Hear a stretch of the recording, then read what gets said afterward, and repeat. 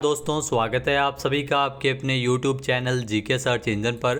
तो दोस्तों आज के इस वीडियो में हम बात करेंगे राजस्थान EORO एग्ज़ाम से रिलेटेड 10 महत्वपूर्ण क्वेश्चन की।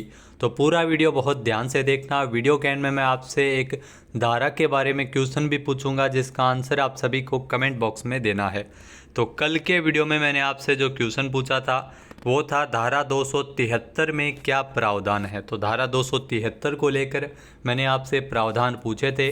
तो धारा 273 के अंतर्गत वे नगरपालिका की शक्तियां हैं जिनका खतरनाक रोगों को रोकने के लिए प्रयोग किया जाएगा। यानी कोई भी संक्रमित व्यक्ति है तो उसमें उसको रोकने के लिए अलग अलग रूल्स इसमें नगरपालिका के द्वारा बनाया गया है। प्रत्येक नगरपालिका इस अधिनियम के शर्तों के अधीन रहते हुए निम्नलिखित शक्तियों में से समस्त या किसी एक का प्रयोग करते हुए खतरनाक बीमारियों को रोकने के लिए है वो काम कर सकेगी। तो अलग अलग इसमें प्रावधान इसमें दिए गए हैं, अलग अलग रूल्स दिए गए हैं। उन रूल्स का प्रयोग है वो नगरपालिका खतरनाक रोगों को रोकने के लिए कर सकेगी। तो धारा 273 के अंतर्गत दिया गया है। इस धारा के तहत दिए गए प्रावधानों का उल्लंघन करने पर इसमें जुर्माना भी है और जुर्माना 2000 से लेकर अधिकतम इसमें 5000 रुपये जुर्माना इसमें लगाया जा सकता है। इसके अलावा राज्य सरकार किसी भी समय नगरपालिका को इस धारा के तहत शक्तियों को परिसीमित, निर्बाधित या खत्म कर सकेगी। ऐसी किसी शक्ति का प्रयोग करते हुए किसी नगरपालिका द्वारा पारित किसी आदेश को भी राज्य सरकार है वो किसी भी समय रद्द कर सकती है। तो ये आपको भी ये भी ध्यान में रखने हैं। तो चलिए स्टार्ट करते हैं आज के महत्वपूर्ण क्वेश्चन नगरपालिका EORO एग्ज़ाम से रिलेटेड। तो पहला क्वेश्चन है राजस्थान नगरपालिका अधिनियम 2009 के तहत समपरीक्षक की परिभाषा कहाँ से अभिप्रेरित है। यहाँ दोस्तों समपरीक्षक की जो परिभाषा है वो राजस्थान स्थानीय निधि समपरीक्षा अधिनियम 1954 से अभिप्रेरित है। यानी कि बी ऑप्शन इस क्वेश्चन का बिल्कुल सही है। आइए जानते हैं इम्पॉर्टेंट फैक्ट्स। तो दोस्तों समपरीक्षक से आज से होता है राजस्थान स्थानीय निधि समपरीक्षा अधिनियम 1954। जहाँ 1954 का अधिनियम संख्या 28 में परिभाषित समपरीक्षक से अभिप्रेरित है। यानी हिंदी में आप कंफ्यूज हो गए कि समपरीक्षक किसे कहा जाता है, लेकिन ऑडिटर आपने नाम जरूर सुना होगा, अंकेक्षक ऑडिटर, उसे ही समपरीक्षक कहा जाता है। ये राजस्थान स्थानीय निधि समपरीक्षा अधिनियम 1954 से अभिप्रेरित है। नेक्स्ट है राजस्थान राज्य के अंतर्गत यदि किसी ए नगरपालिका को बी नगरपालिका में शामिल किया जाता है तो ए नगरपालिका है वो के अध्यक्ष, उपाध्यक्ष और सदस्य बी नगरपालिका में क्या कहलाएंगे। तो ये आपको ध्यान में रखना है। अगर राजस्थान राज्य के अंतर्गत यदि किसी ए नगरपालिका को बी नगरपालिका में शामिल किया जाता है तो उसके जो जितने भी नगरपालिका के अध्यक्ष, उपाध्यक्ष और सदस्य हैं वो बी नगरपालिका में सदस्य ही कहलाएंगे। सी ऑप्शन यहाँ पर बिल्कुल सही है और ये दिया गया धारा 3 के अकॉर्डिंग। धारा 3 के अकॉर्डिंग ये दिया गया है। आइए जानते हैं इम्पॉर्टेंट फैक्ट्स। तो दोस्तों राजस्थान नगरपालिका अधिनियम 2009 की धारा 3 के अनुसार यदि किसी नगरपालिका ए को मान लो नगरपालिका बी में शामिल करना है तो इस अधिनियम के अंतर्गत धारा 3 के अकॉर्डिंग जो नगरपालिका बी के अवधि समाप्त होने तक, जब तक नगरपालिका बी की अवधि समाप्त होती है तब तक बी में केवल सदस्य ही कहलाएंगे। जो ए से जो जुड़े हैं, जो अध्यक्ष, उपाध्यक्ष और सदस्य है वो नगरपालिका बी में उनको सदस्य ही समझा जाएगा। तो ये दिया गया धारा 3 के अकॉर्डिंग। नेक्स्ट है राजस्थान नगरपालिका अधिनियम 2009 के प्रावधानों के तहत नगरपालिका संपत्ति कहाँ कहाँ अर्जित कर सकेगी। तो नगरपालिका है वो संपत्ति है वो नगरपालिका क्षेत्र की सीमाओं के भीतर और बाहर दोनों जगह पर संपत्ति अर्जित कर सकेगी। तो ये दिया गया धारा 67 के अंतर्गत। यानी कि सी ऑप्शन यहाँ पर बिल्कुल सही है। राजस्थान नगरपालिका अधिनियम 2009 के धारा 67 के तहत नगरपालिका क्षेत्र की सीमाओं के भीतर और बाहर दोनों जगह संपत्ति अर्जित कर सकेगी। आइए जानते हैं इम्पॉर्टेंट फैक्ट्स। तो राजस्थान नगरपालिका अधिनियम 2009 की धारा 67 के तहत किसी नगरपालिका को नगरपालिक क्षेत्र की सीमाओं के भीतर या बाहरी स्थायी या अस्थायी चलायमान संपत्तियां धारित जैसे दान द्वारा, क्रय द्वारा या अन्यथा करने की शक्ति इसमें नगरपालिका की होगी। नेक्स्ट है राजस्थान नगरपालिका अधिनियम 2009 के अध्याय 7 निम्नलिखित में से किसके संबंध में उल्लेख मिलता है। तो अपने को इसमें अध्याय 7 के बारे में बताना है। तो अध्याय 7 जिसके अंतर्गत नगर पालिका राजस्व के बारे में वर्णन दिया गया है, यानी कि डी ऑप्शन यहाँ पर बिल्कुल सही है। यहाँ दोस्तों अध्याय 7 के अंतर्गत धारा 101 से लेकर 140 तक दिया गया है, वो भी नगर पालिका राजस्व से संबंधित। आइए जानते हैं इम्पोर्टेंट फैक्ट्स। तो राजस्थान नगर पालिका अधिनियम 2009 के अध्याय 7 के अंतर्गत धारा 101 से 140 तक नगर पालिका के राजस्व के संबंध में कई उपबंध इसमें दिए गए हैं।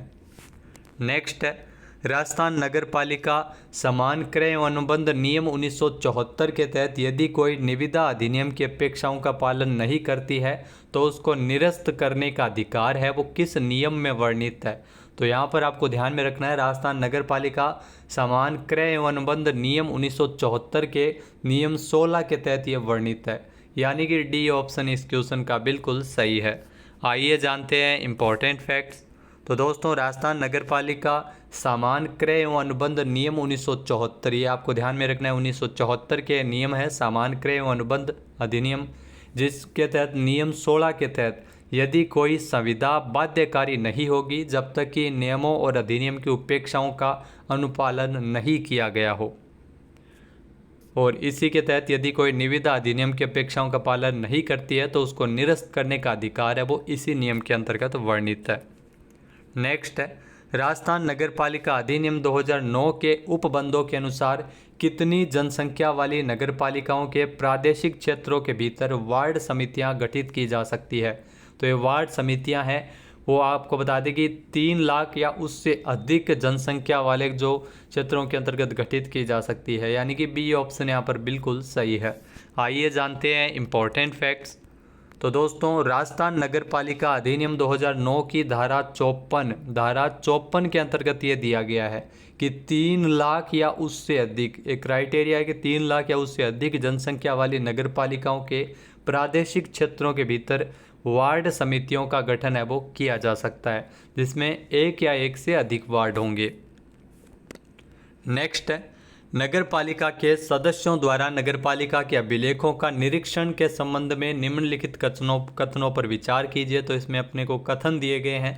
पहला जो कथन है, प्रत्येक सदस्य मुख्य नगर पालिका अधिकारी को सम्यक नोटिस दिए बिना नगर पालिका अभिलेख का निरीक्षण कर सकता है। तो यहाँ पर यह कथन गलत है क्योंकि नोटिस देना जरूरी होता है। दूसरा कथन है, प्रत्येक सदस्य द्वारा नगर पालिका के अभिलेखों का निरीक्षण हेतु फीस भुगतान की आवश्यकता नहीं है। जी हाँ दोस्तों, यहाँ पर बिल्कुल सही बात है क्योंकि किसी प्रकार की फीस का भुगतान है वो नहीं करना पड़ता। ये दिया गया धारा 52 के अंतर्गत, धारा भी आपको ध्यान में रखना है 52 के अंतर्गत ये वर्णित है राजस्थान नगर पालिका अधिनियम 2009 के तहत। इसमें अपने को पहला कथन गलत हो गया, इसमें जो दूसरा कथन है केवल दूसरा ही कथन सही है, यानी बी ऑप्शन इसका बिल्कुल सही हो जाएगा, केवल कथन 2 सही है। आइए जानते हैं इम्पोर्टेंट फैक्ट्स। तो दोस्तों राजस्थान नगर पालिका अधिनियम 2009 की धारा 52 के अनुसार नगर पालिका के प्रत्येक सदस्य को मुख्य नगर पालिका अधिकारी को सम्यक नोटिस देने के पश्चात, जहाँ सम्यक नोटिस देने के पश्चात नगर पालिका कार्यालय में बिना किसी फीस का भुगतान किए हुए, 2 बातें हैं, एक तो नोटिस देना जरूरी होता है, जो फीस का भुगतान है वो नहीं करना पड़ता। तो ये फीस का भुगतान नहीं करना पड़ता है, ये बिल्कुल सही बात है। नगर पालिका के अभिलेख का निरीक्षण करने का अधिकार इसमें रहेगा। नेक्स्ट है, यदि नगर पालिका का कोई स्थान महिला हेतु आरक्षित था, वह किसी स्थान किसी कारणवश आकस्मिक रिक्त हो जाता है तो उसको भरने हेतु क्या इसमें प्रावधान हो सकता है, इसमें कोई अन्य दूसरी महिला ही यहाँ पर निर्वाचित हो सकती है, यानी कि ए ऑप्शन यहाँ पर बिल्कुल सही है। अगर कोई स्थान महिला हेतु आरक्षित है, अगर किसी कारणवश आकस्मिक रिक्त हो जाता है वह पद, तो उस स्थान को भरने हेतु कोई अन्य दूसरी महिला ही उस पर निर्वाचित हो सकती है। आइए जानते हैं इम्पोर्टेंट फैक्ट्स। तो राजस्थान नगर पालिका अधिनियम 2009 की धारा 27 के अनुसार ये दिया गया, धारा 27 में वर्णन है कि यदि कोई रिक्ति किसी नगरपालिका वार्ड में किसी महिला के लिए आरक्षित स्थान में हो तो ऐसी रिक्ति महिला द्वारा ही भरी जाएगी। नेक्स्ट है, राजस्थान नगरपालिका अधिनियम 2009 के उपबंधों के अनुसार पार्षद शब्द में कौन सा सदस्य अभिप्रेत है। तो पार्षद जो नगर परिषद का सदस्य होता है उसे कहते हैं, यानी कि ए ऑप्शन यहाँ पर बिल्कुल सही है।